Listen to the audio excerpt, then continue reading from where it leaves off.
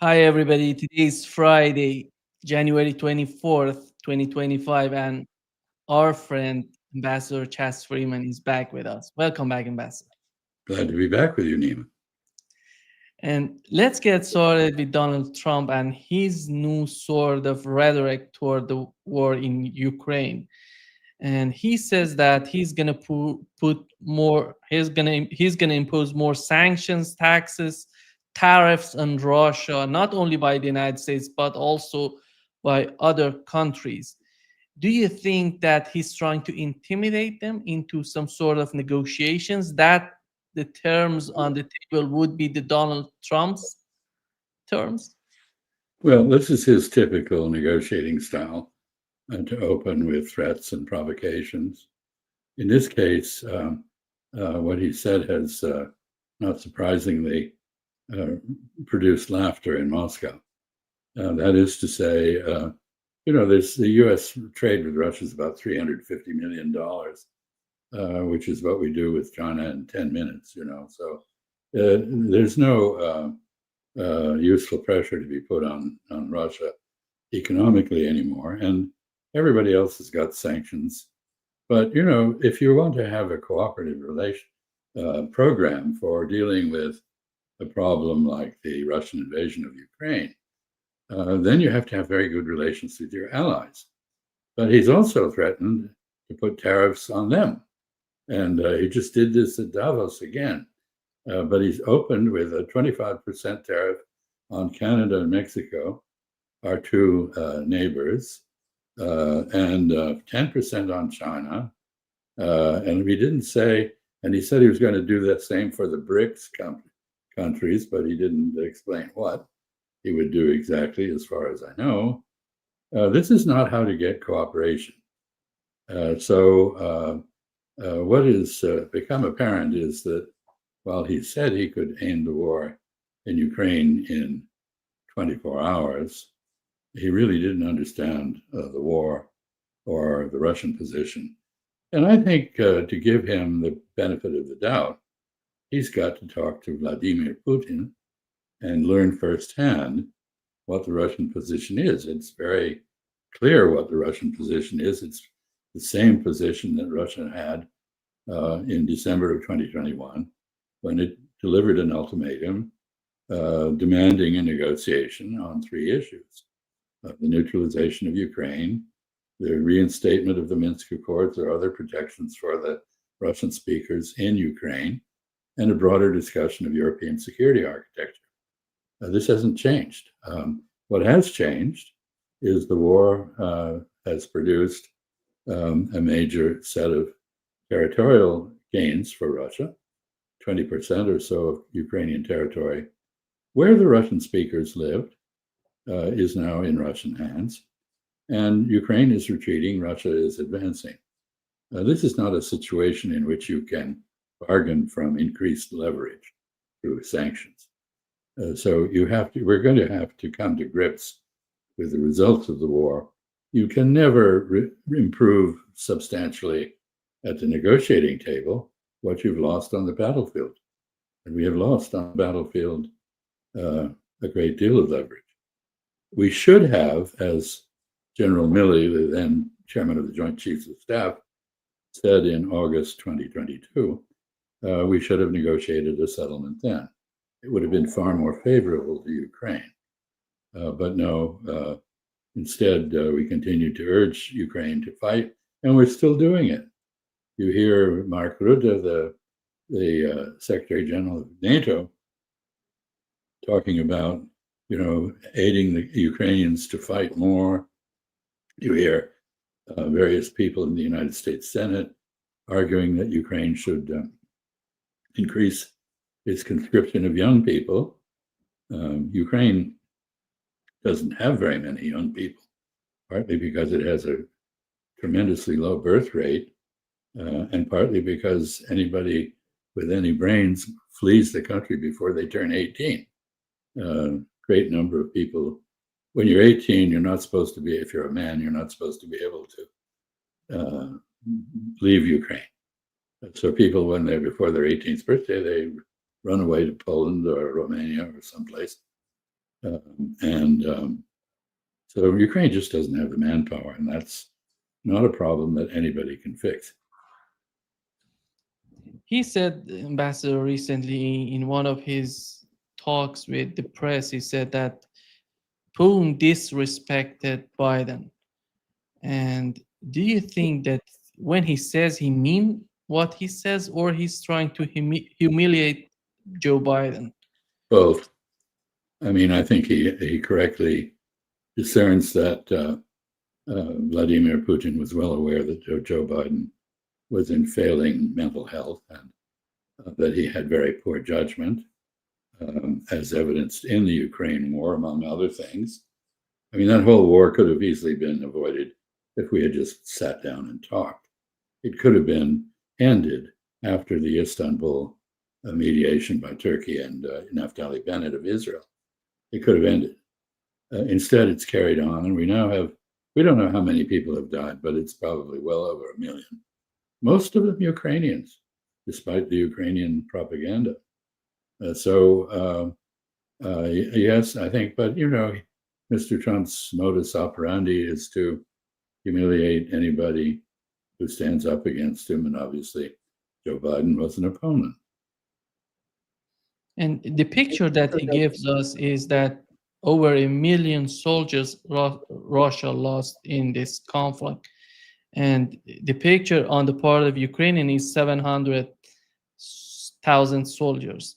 Who's giving this sort of information? Is he making things up, or he's receiving some sort of information from the intelligence? No, he's not getting this from intelligence sources. This is the mainstream media, which reflects Ukrainian propaganda. That is to say, Ukraine has a partnership with the CIA. And it may well be that the CIA is echoing Ukrainian figures. But that is not the case at the Defense Department. The Defense Intelligence Agency has been much more accurate in its discussion of these issues. Mr. Trump has a way of exaggerating figures. He gets them wrong. He said Russia lost 60 million people in World War II, which is about 3/5 more than they did. They suffered terribly, but not with that figure. And there you have it.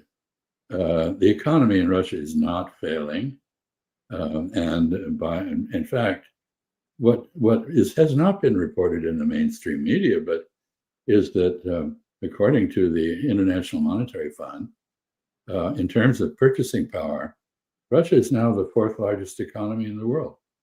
It has overtaken Germany and Japan. It has been growing at about 4%. There's inflation, there are other problems in Russia. It's not without problems, but it has full employment.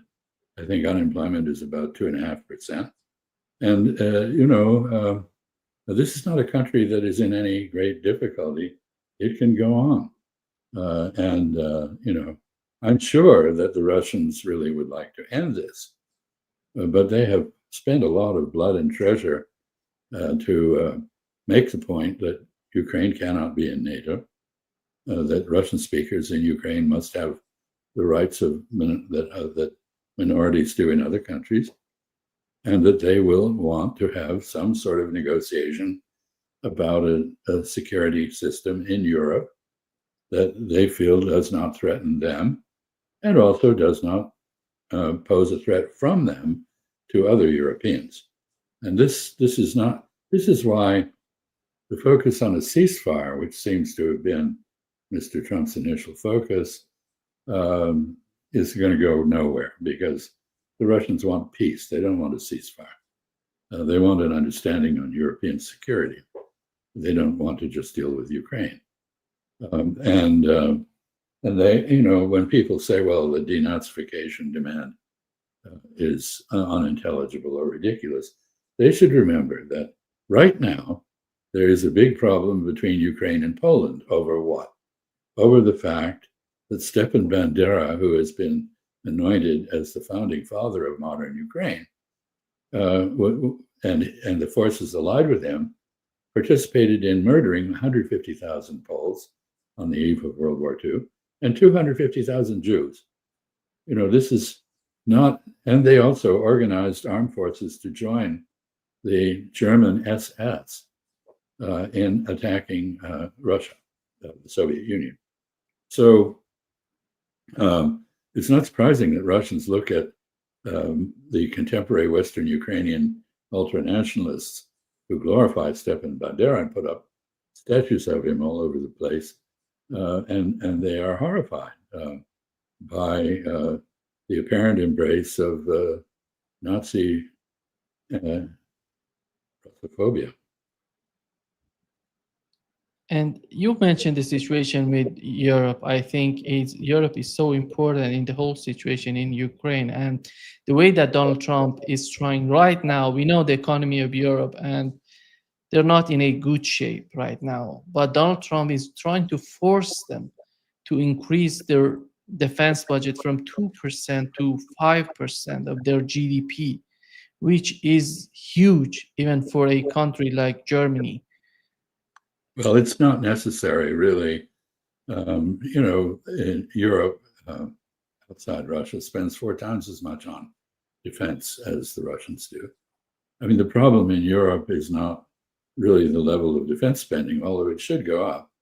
And I think in response to the threats that Mr. Trump makes and his decision to withdraw 1/5 of the US military forces in Europe, 20,000 troops, to the United States, Europeans will increase their defense budgets and take more responsibility. They're preparing to do that.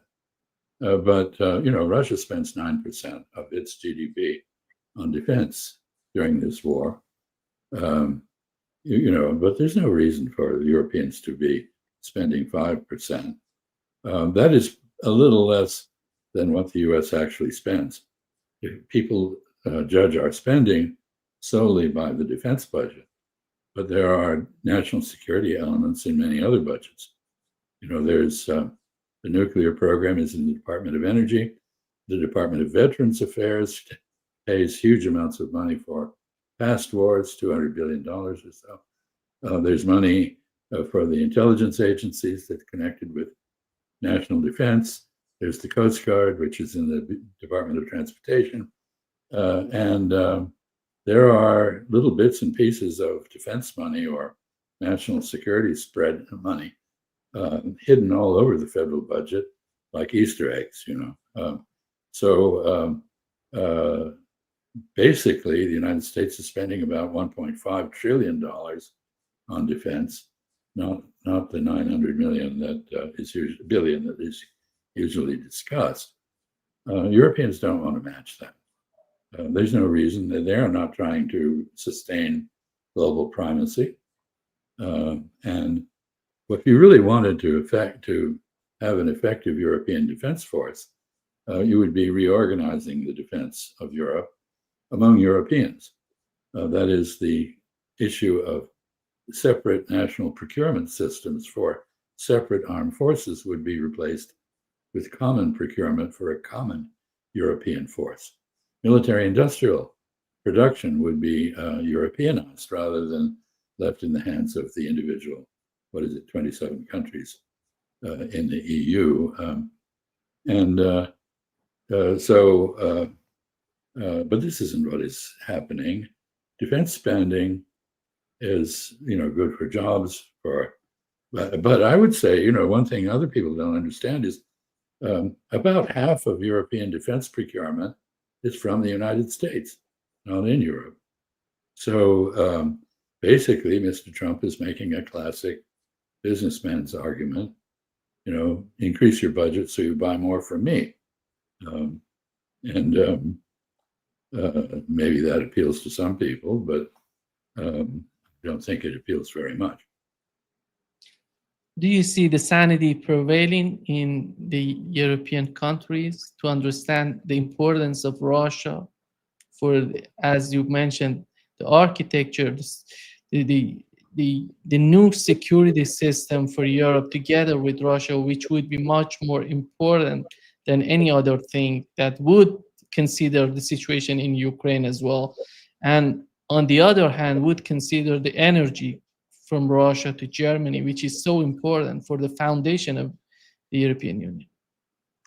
Well, there are differences among Europeans in this. The French, who have historically been allies of the Russians on European affairs, are now very anti-Russian.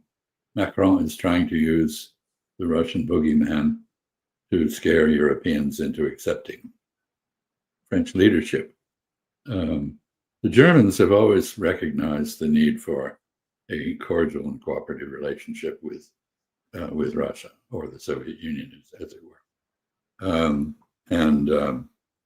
Germany, however, is divided.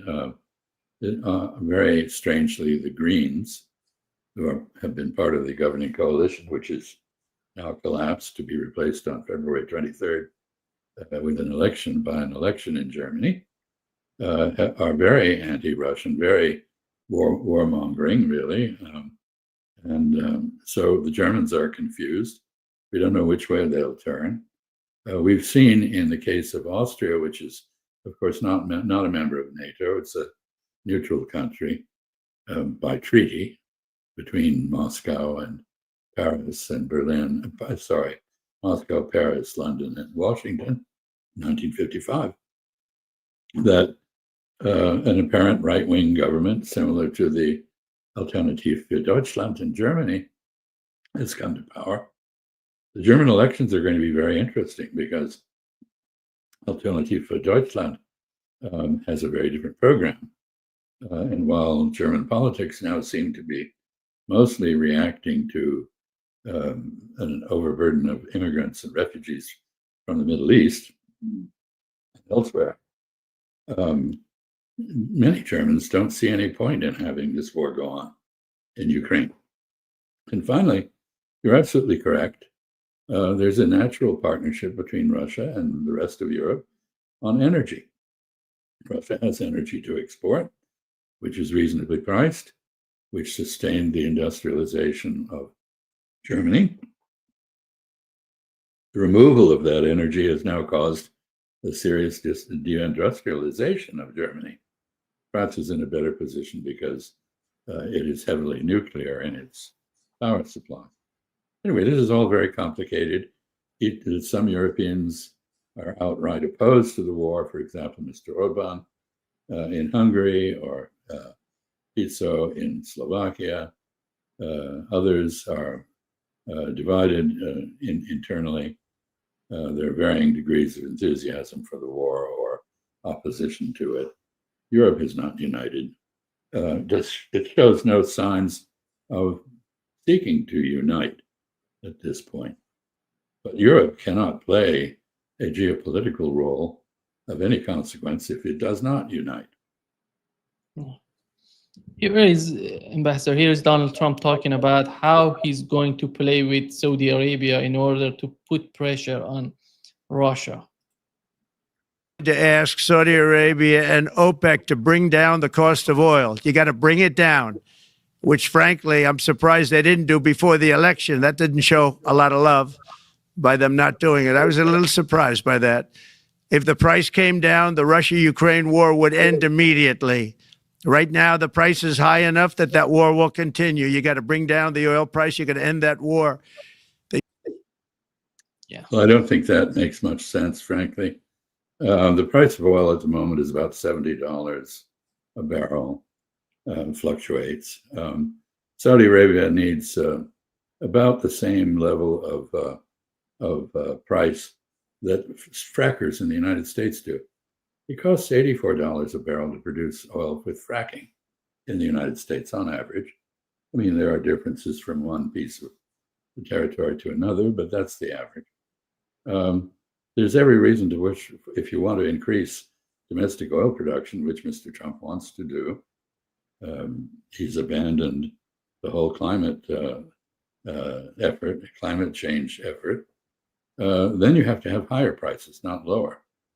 So he's arguing for low prices for the benefit of American consumers and his own popularity, but it doesn't compute. Saudis need something around the same level that the frackers do to break even. And the Russians absolutely are not going to stop. They they're not going to stop producing oil because the Saudis tell them to. And that is a misconstrual of the OPEC plus arrangement that exists between Riyadh and Moscow. So he's asking the Saudis to do something which is very much against their interests. And I'm not surprised, although he seems to be, that they won't do it. What's so amazing that we know that three countries who have the most oil in the world, Venezuela, Iran, and Russia, all of them are now sanctioned by the United Right. States, and they want to reduce the price of oil. How is that possible? Well, it is not possible, and I've always thought, well, basically the American energy policy is irrational. It wants low prices for consumers and high prices for producers, and it wants foreigners to take low prices while high prices for producers are realized domestically. And you're quite right. You can't wreck the Venezuelan economy and PVSA, the Venezuelan petroleum company, and hope for increased energy exports from Venezuela. You can't embargo Iran, do everything possible to stop Iranian production, and bring oil prices down. And cutting Russia off, which hasn't worked. I mean, Russia has just exported at a discount, largely to India and China. But from India, refined products go to Europe.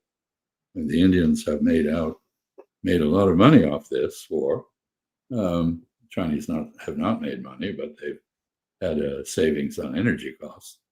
This is market forces.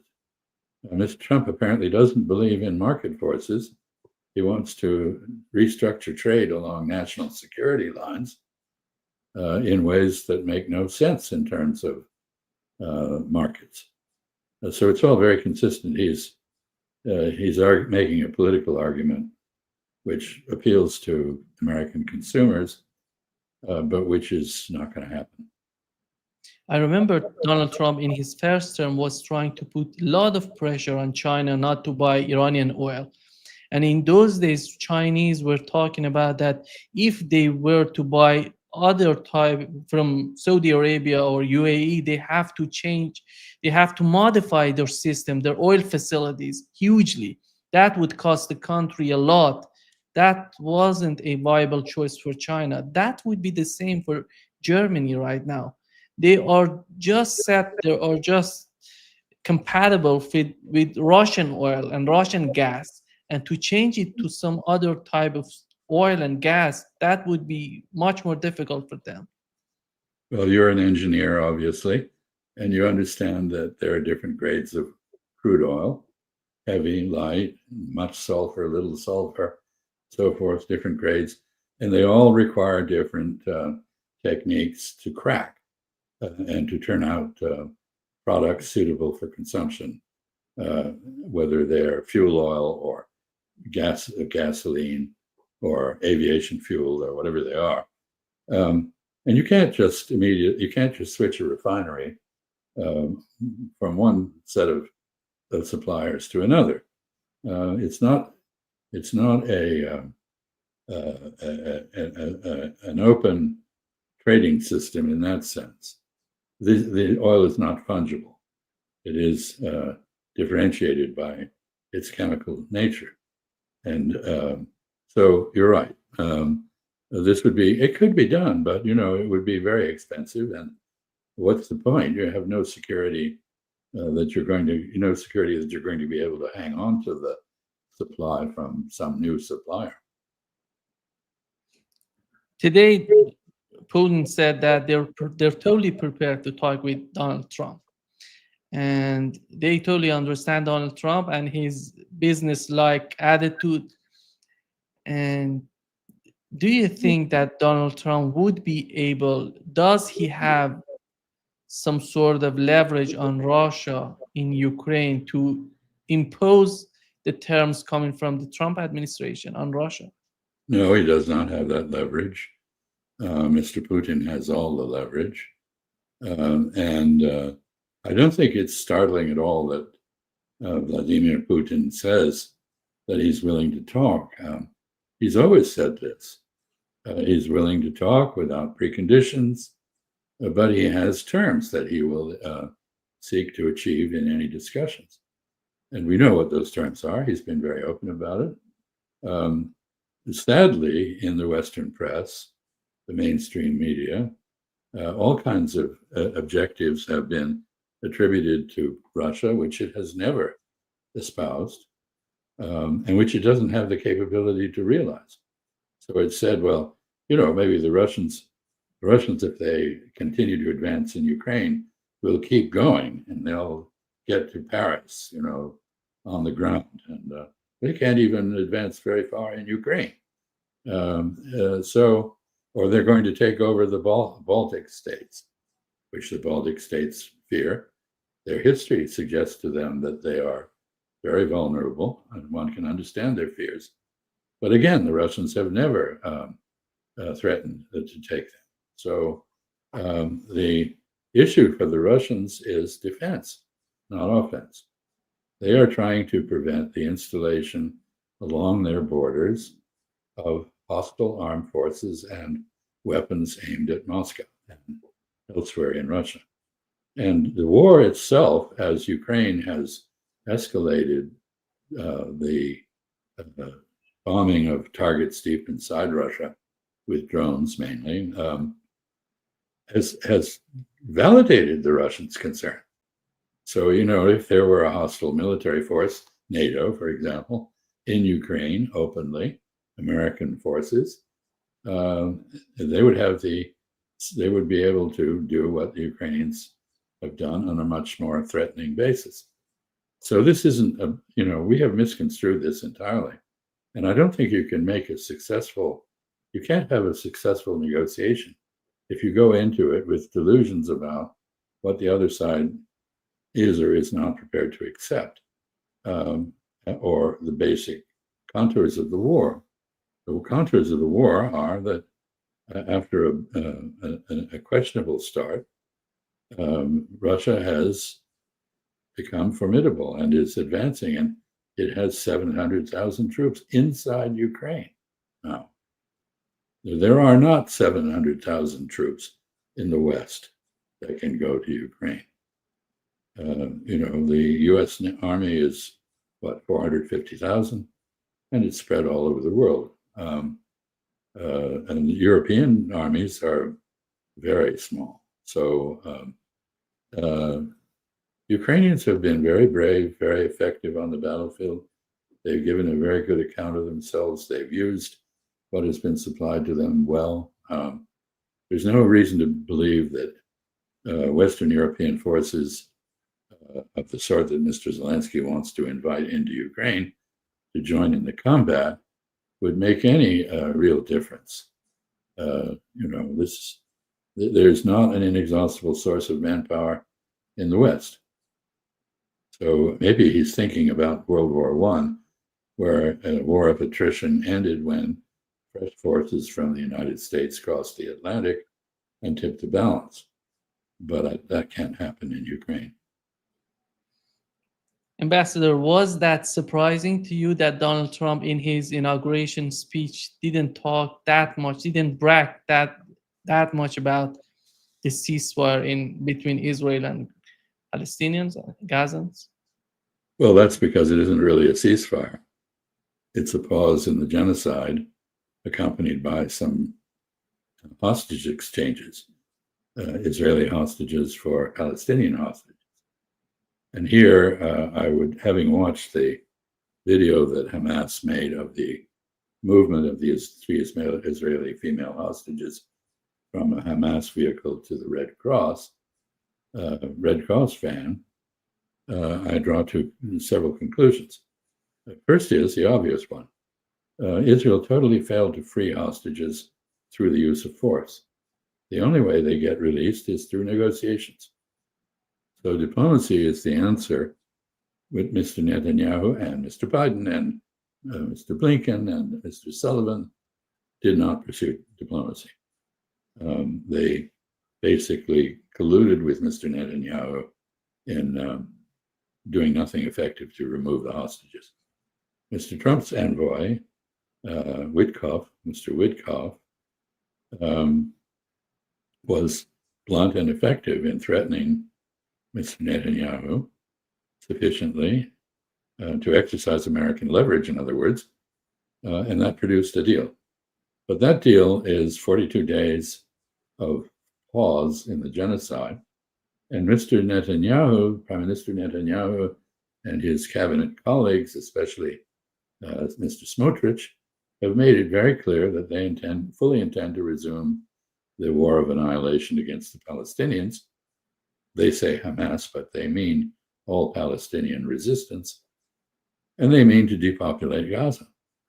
And in the 42-day interim, they have turned their attention to intensified ethnic cleansing in the West Bank. So people who think this is some sort of prelude to peace or a long-term arrangement are going to be very disappointed. I would be surprised, in fact, if Prime Minister Netanyahu goes the full 42 days without finding some pretext to resume the slaughter.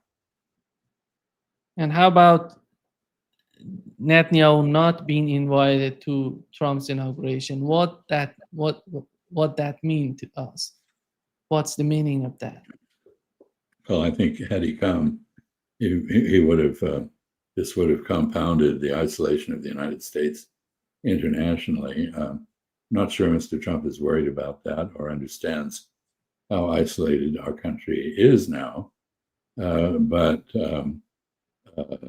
I think until Mr. Netanyahu agreed to a hostage deal, there was no possibility he would be invited to what turned out to be the rotunda in the Capitol for the inaugural moment.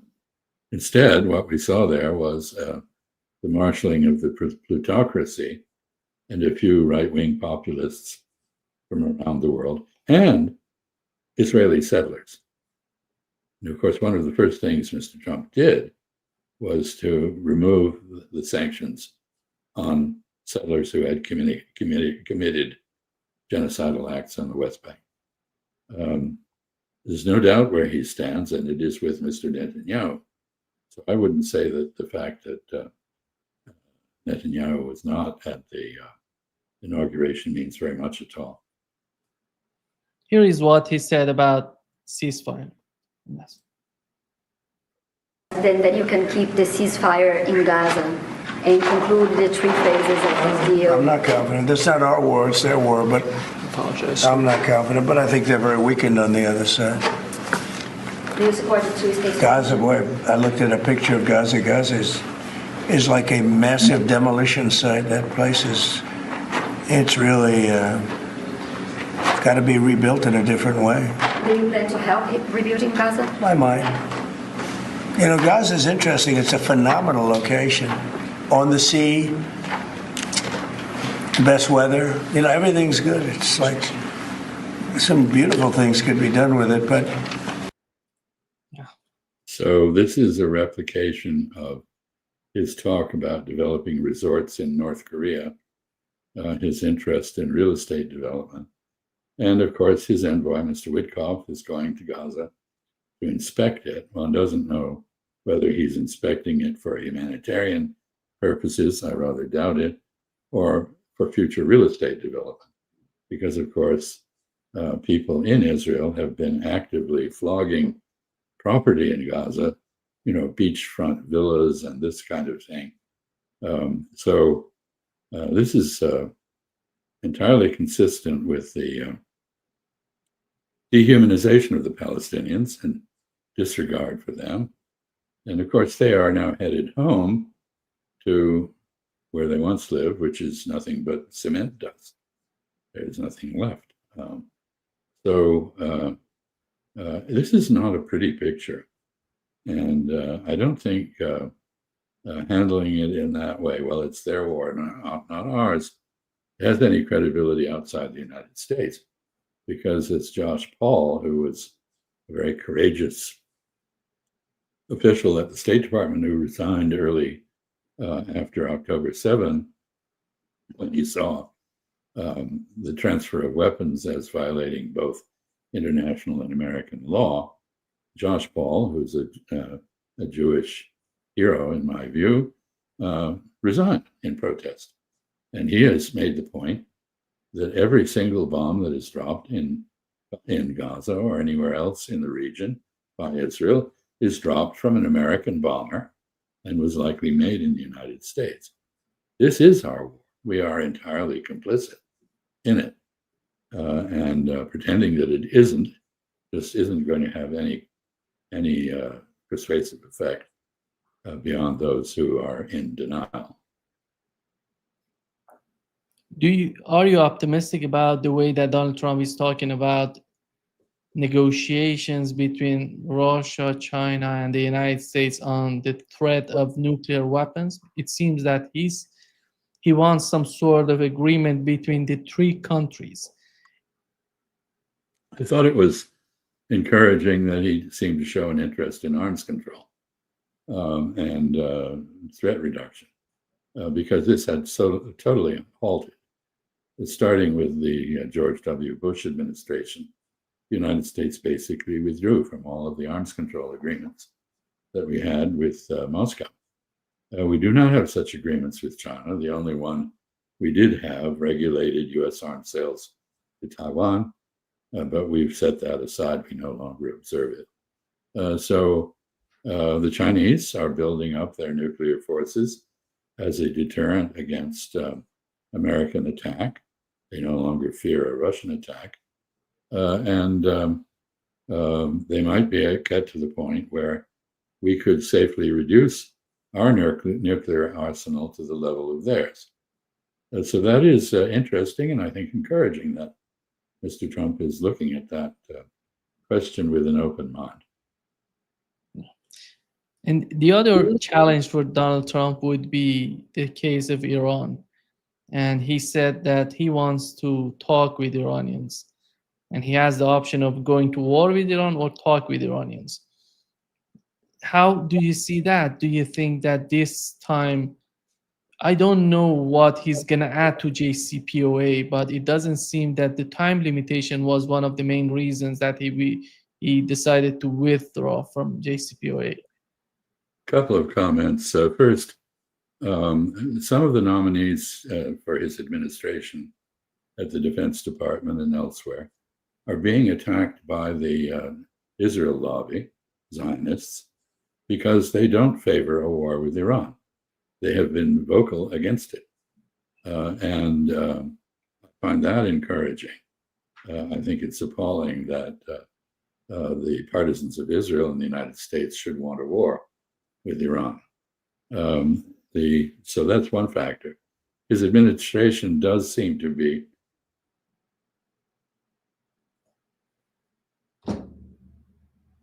staffed mainly by people. So that's encouraging, I suppose. Second point, however, is a different one. And that is that by crippling Hezbollah and by greatly weakening Hamas,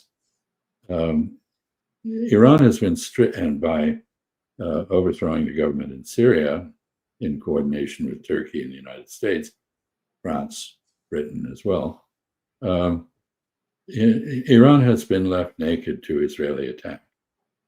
It's been stripped of its forward defenses. And this has increased the pressure inside Iran to develop a nuclear deterrent. And I think there are, I found very educational an article in the most recent Bulletin of the Atomic Scientists by a Chinese scientist who reviewed the Chinese effort to build a warhead and build nuclear warheads for delivery by missiles in 1964. And he said it took 3 weeks to do that. And Iran has not had a decision to make a nuclear bomb formally made, as far as we know, but it has been working on all of the elements to go nuclear if that is required. So it is very close to being able to field a warhead on a ballistic missile.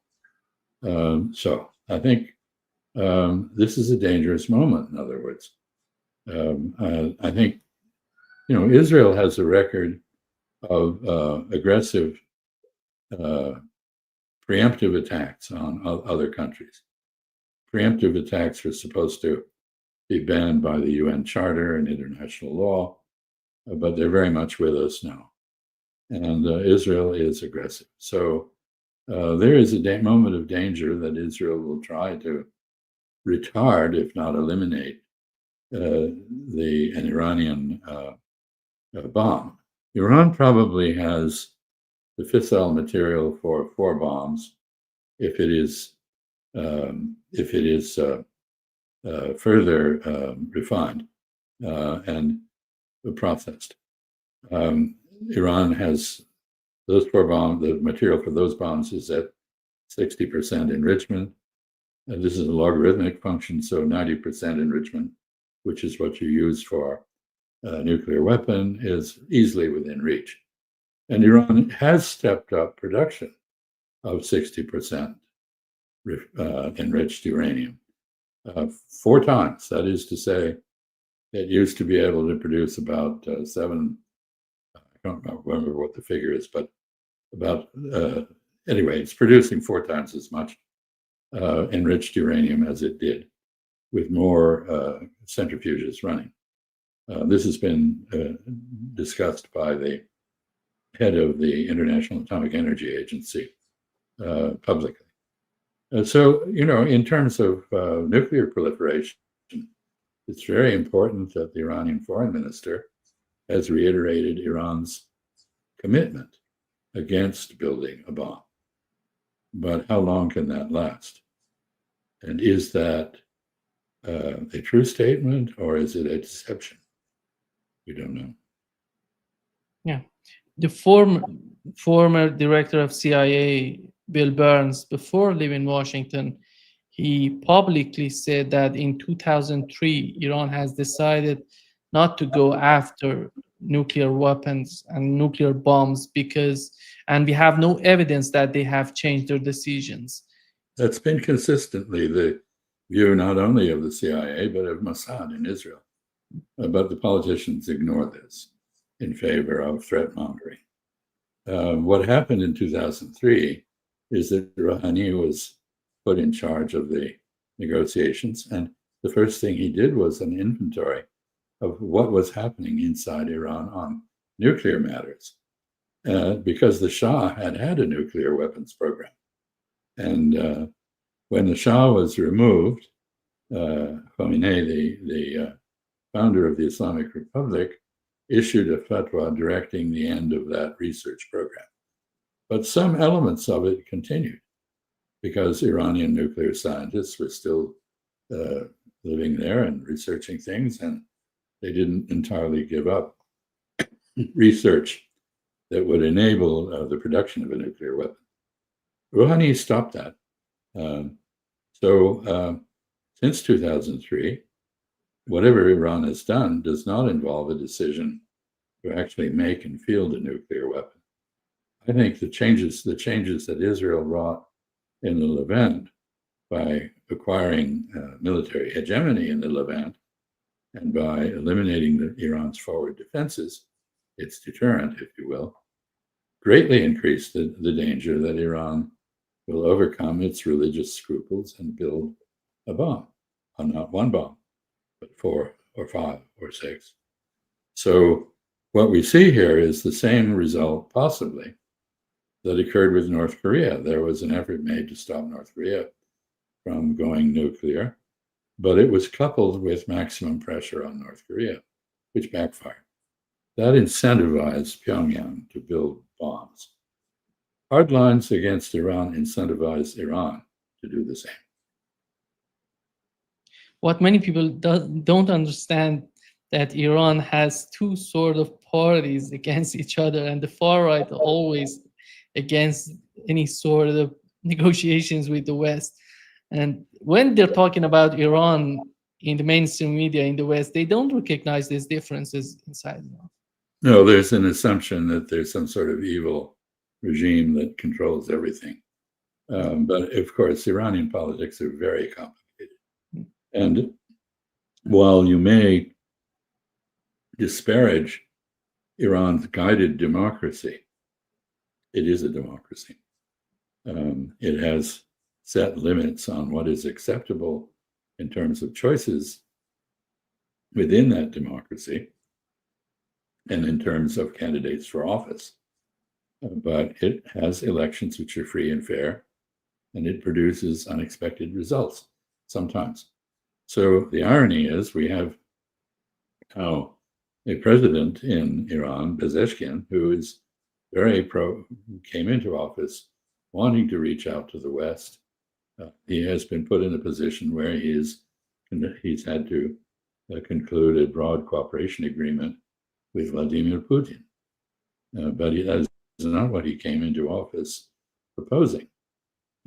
This is a remarkable agreement, if only because of history, in which the Russian Empire and the Persian Empire were always at odds, always enemies. And much of Central Asia, which was controlled originally from Tehran, was taken over by Russia, and is now independent and the subject of efforts by Turkey to establish a pan-Turkic commonwealth of some sort. Here is the vice president of Iran talking about, Zarif talking about how, because Fareed Zakaria is asking him how weak Iran is today because of the fall of Assad and what has happened in Gaza and in Lebanon. Here is what he said. One could make an argument that Iran has never been in a weaker position. You made a huge bet on Assad in Syria, enormous amount of money, arms, militias. Assad is gone. Hezbollah, a key ally in Lebanon, has been decapitated by my count 3 times over, decimated in terms of its force. You have relations with Hamas. Hamas leadership has been destroyed. Its tunnel infrastructure has been destroyed. The whole idea of the axis of resistance, these militia groups, these sub-state actors that were going to push back against Israel, against the Gulf Arabs, perhaps American interests, it all seems to be much, much weaker than it was before. I'm sure you're going to disagree, so tell me why. Well, first of all, let me make 2 points, because we don't have much time. First point, in 1982, if you can remember, Sharon invaded Lebanon, pushed all the way into Beirut, because in 78 he pushed all the way until the Litani River in order to prevent the Palestinians from firing into Israel. And then in 82 he went all the way to Beirut in order to basically decimate the Palestinian resistance. If you remember, he sent Arafat to exile, to Tunisia. Tunis. So what happened? From 1981 to 1987, Islamic Jihad was born in 81, Hezbollah was born in 82, and Hamas was born between 85 and 87. So I wouldn't suggest anybody to start rejoicing over destroying Hamas, Hezbollah, or the Palestinian resistance, or to cutting Iran's arms, because the resistance will stay as long as the occupation stays, as long as repression stays. Resistance to Israel, to Israeli occupation, to apartheid, to genocide, existed before the Iranian Revolution. It came to being reinforced exactly at a time when Israel and Sharon believed that they had wiped out the resistance. I think right now, as you look at Gaza, Hamas is still there. Netanyahu did not achieve his goal of destroying Hamas. Hamas is still there. Israel had to come to a ceasefire, temporary. I hope it will be permanent, for the sake of 50,000 people who were massacred, genocide by Israel, so that there won't be another 50,000. But resistance is not dead. I can tell you that the wishes for the resistance to go away has been based on a misrepresentation, a framing by Israel, that this is not an Israeli-Palestinian issue, but an Israeli-Iranian issue. That's number one. Number two, go back to 1981-82 and move all the way to 2023, 2024. Give me a single instance when this resistance operated on Iranian behalf. They always worked for their own cause, even at our expense. They never carried our orders. We didn't know about October 7th. Actually, we were supposed to have a meeting with the Americans on JCPOA renewal on October 9th, which was undermined and destroyed by this operation. But then it makes the case that this has been a very unwise investment for Iran to be funding all these militias which are not even doing Iran's interests. Well, let's not talk about funding, because a lot of people are funding a lot of things and they're not successful. But let's focus on the fact that we have supported people's rights. Now, Israeli actions are a matter of jurisdiction of the International Court of Justice, in the case of genocide, a matter of criminal jurisdiction of the International Criminal Court in terms of Netanyahu and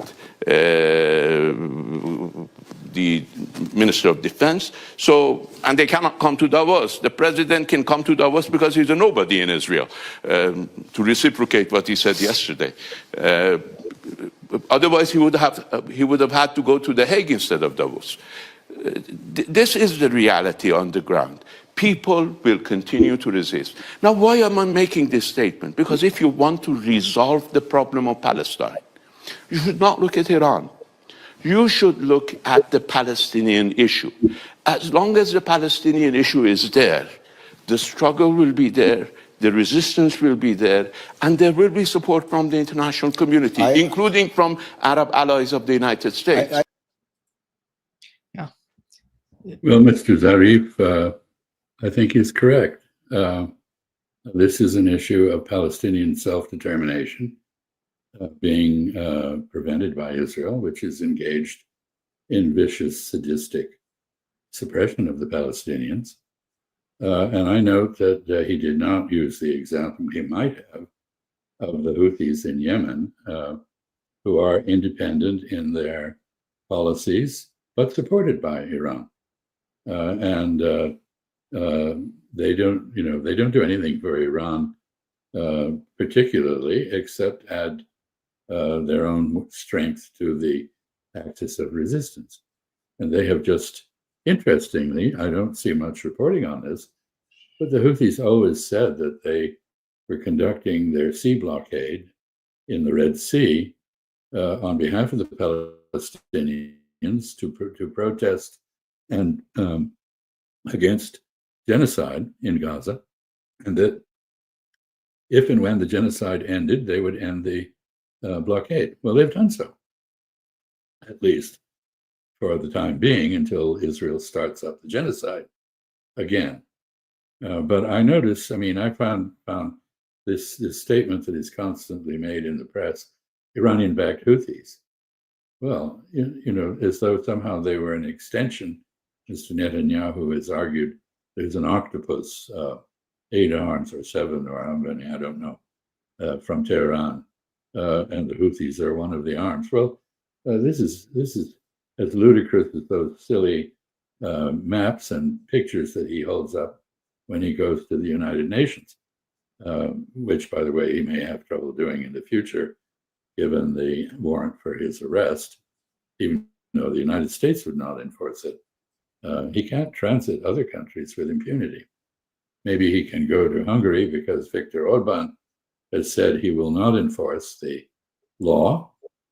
But much of the rest of the world, ironically, basically we have a case where the collective West, which has considered Israel part of it itself, is now isolated internationally. And the former colonized countries of the world, the global South and others, who were the West claimed to civilize, to assuming they were in a state of barbarism, they turn out now to be the defenders of Western ideals, of the rule of law internationally, and international law and the sanctity of process.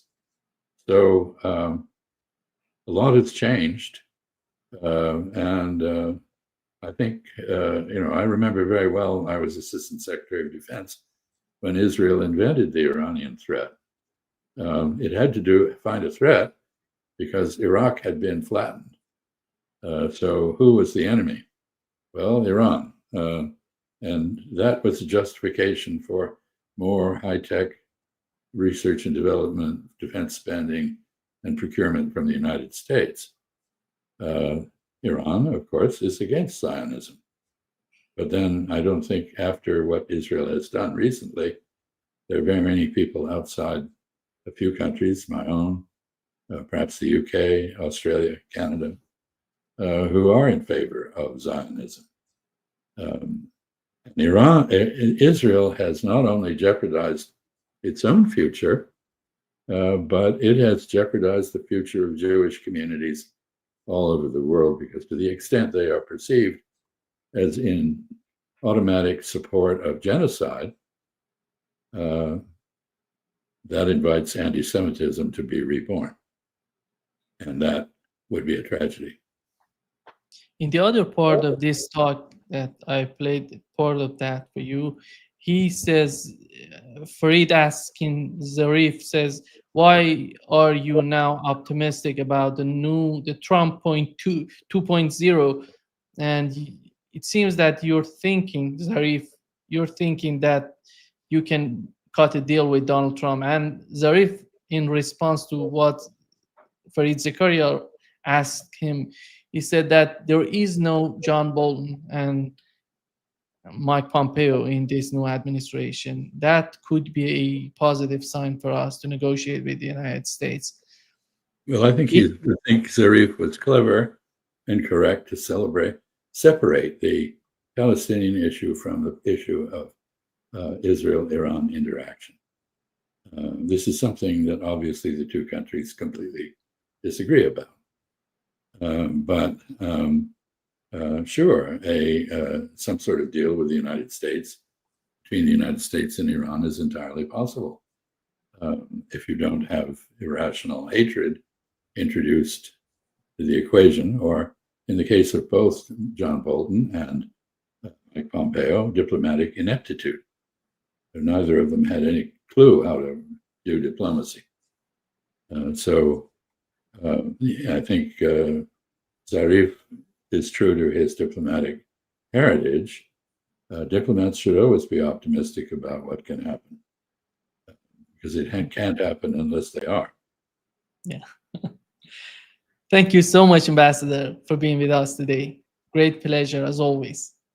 And you keep up the good work, and I will look forward to seeing you again. I hope. See you. Bye-bye.